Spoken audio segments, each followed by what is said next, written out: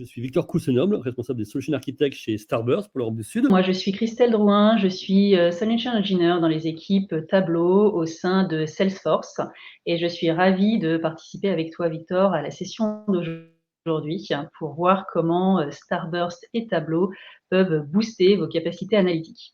On va également évoquer dans cette deuxième partie, c'est la possibilité d'explorer différentes sources de données et venir fédérer de manière très simple et intuitive des données qui peuvent être dans des sources et des types de sources de données différentes.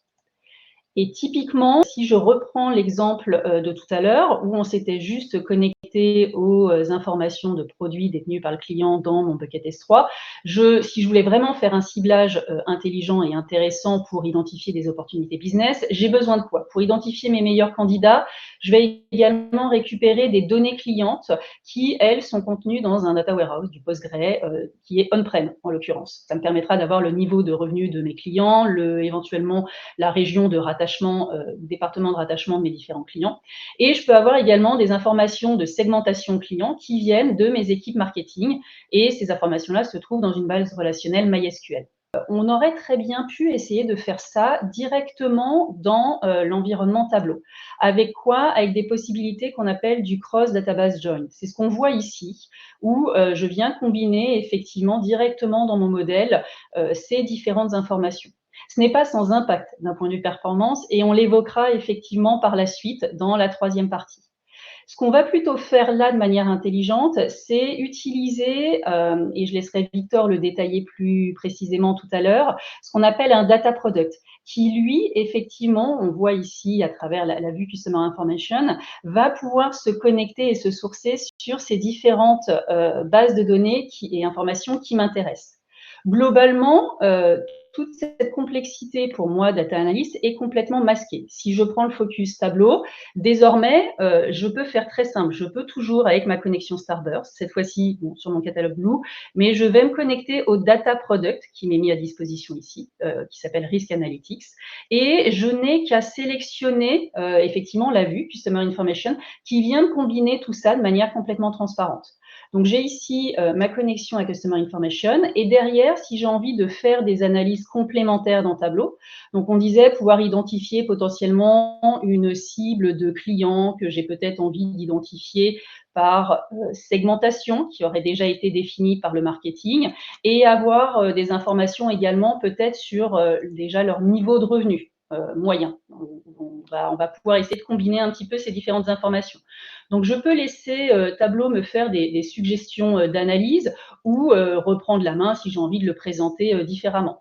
Mais on voit ici de manière assez simple, si je me permets juste de mettre les informations un peu plus en évidence, que de manière complètement transparente pour moi en tant que data analyst, je suis en train ici de réaliser quoi? Je suis en train de réaliser ici une analyse qui vient solliciter mes trois sources de données, à savoir mes informations clientes avec les informations de qui a une carte basique, les informations de segmentation effectivement client qui, elles, viennent de ma base MySQL, et les informations, in fine, de revenus clients qui viennent de mon data warehouse qui, lui, se trouve on-prem.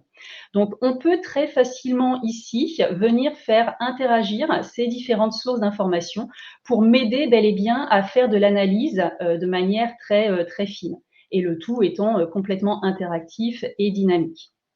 Donc, l'idée, c'est quoi? Derrière, tu vas pouvoir reprendre la main, Victor, pour montrer effectivement l'envers du décor. J'aurais pu, là, je fais un petit raccourci, j'aurais pu vous montrer plein de capacités analytiques de tableau. L'idée étant de pouvoir cibler au mieux mes profils clients pour identifier potentiellement ma meilleure cible business derrière. Concrètement, comment est-ce que ça se traduit côté Starburst si je te rends la main, Victor, et que tu veux nous montrer peut-être la partie data product que je sollicite ici côté tableau?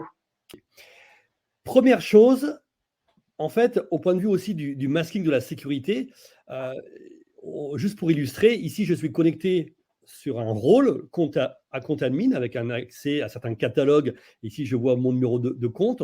On est d'accord que depuis Tableau, par exemple, si je me connecte avec un autre rôle, par exemple le rôle Risk Analytics, eh bien, je ne vois pas les mêmes données, je ne vois pas les mêmes catalogues, je ne vois pas les mêmes schémas. Et surtout, si je refais cette requête, on est d'accord, si je refais un select sur account, on est d'accord que ici, par exemple, le numéro de compte est masqué. Donc, vous voyez, ça, c'est du masking dynamique. Suivant qui je suis, quand je me connecte depuis Tableau ou d'ailleurs, je vais avoir du masking dynamique. Maintenant, par rapport au data product, je vous l'ai montré rapidement tout à l'heure, on a ici un catalogue de data product. Qu'est-ce que c'est un data product? Ça va être des couches sémantiques au-dessus des données pour facilement explorer, partager l'information. Donc ici, comme j'ai aussi de la sécurité sur les data products, en tant que risk analyst, je vois que ces 4 data products. Christelle, dans Tableau, a utilisé le data product qui s'appelle Risk Analytics. Donc, c'est quoi un data product? C'est un ensemble d'informations, des liens externes, c'est un ensemble de propriétaires, un ou plusieurs propriétaires que je vais pouvoir contacter. C'est pourquoi pas des tags, c'est des dates de création, etc. C'est une description. Donc là, on va pouvoir mettre toute la description que l'on veut pour décrire de manière fonctionnelle son data product avec des images, des liens, etc. Donc, de quoi parle ce data product? Il parlait de risque. Dans un data product, on a un ensemble de datasets. Donc ici, je vais retrouver mes datasets qui forment ce data product. Et par exemple, j'ai ce dataset Customer Information. C'est le dataset qu'a utilisé Christelle dans sa démonstration. Donc si je vais voir ce dataset Customer Information, on va aller voir ce qu'il contient. Donc lui, il a un certain nombre de colonnes. D'accord? Il a un certain nombre de colonnes. Tiens, d'ailleurs, j'ai un tag placé sur la colonne CC number. C'est elle aussi qui va être masquée grâce au tag. On a aussi ici, par exemple, la qualité. La qualité, plutôt les métriques. On va voir ici les métriques, je ne sais pas, depuis les 30 derniers jours, combien de personnes et qui a requêté ce dataset de ce data product. On a ici le lineage, ce que vous a montré Christelle, et puis la définition. On voit bien que la définition, c'est quoi? Ce dataset, c'est une vue qui fait une jointure entre Postgre, MySQL et le data lake S3.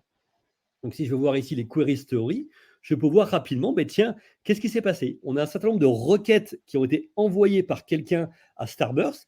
Et si je veux voir en détail cette requête, on peut voir que cette requête, elle a été envoyée par Tableau. Donc, c'est bien quand Christelle a exécuté son rapport, Tableau a généré une requête SQL. Ce n'est pas moi qui ai écrit cette requête SQL. Tableau a envoyé cette requête SQL à Starburst. On voit cette requête qui est basée bien sur Customer Information. Mais à la fin, cette requête, qu'est-ce qu'elle a fait? Elle a bien été récupérer des informations qui venaient de MySQL, de Postgre et de Glue. D'accord? Donc, on récupère la requête générée par Tableau, on l'exécute et c'est nous qui faisons la fédération entre, par exemple, MySQL, Postgre et Glue. Tout ça étant sécurisé, je peux ici définir mes rôles avec des privilèges. Donc, suivant qui je suis, je n'ai pas forcément accès à l'ensemble des catalogues, à l'ensemble des données, et je ne vois pas forcément les mêmes données avec du masking ou de la sécurité sur les colonnes. Donc, pour résumer, donc là, on est dans Starburst Galaxy. Donc, la partie Gravity, c'est ce qui va nous permettre de définir un ensemble de catalogues de données. Donc, j'ai un catalogue de données qui représente l'ensemble de mes sources de données, de mes schémas, de mes tables, etc. Je vais pouvoir rechercher dans l'ensemble de ces informations. J'ai de la gouvernance avec de la back, de l'airback, des tags, des permissions. J'ai de l'observability avec de la qualité de données, avec des métriques sur l'utilisation de ma donnée. Et puis enfin, j'ai ces fameux data products. Donc les data products, vous l'avez compris, permettent d'ajouter du contexte métier aux données, faciliter la découverte de ces données, l'utilisation de ces données. Et puis, encore une fois, ces data products, évidemment, sont sécurisés au niveau des métadatas ou des données elles-mêmes. Et puis, on va avoir, au point de vue sécurité, c'est important aussi d'avoir un historique avec les accès et des pistes d'audit pour savoir qui a accédé à ces données, pourquoi les gens y ont accédé et comment.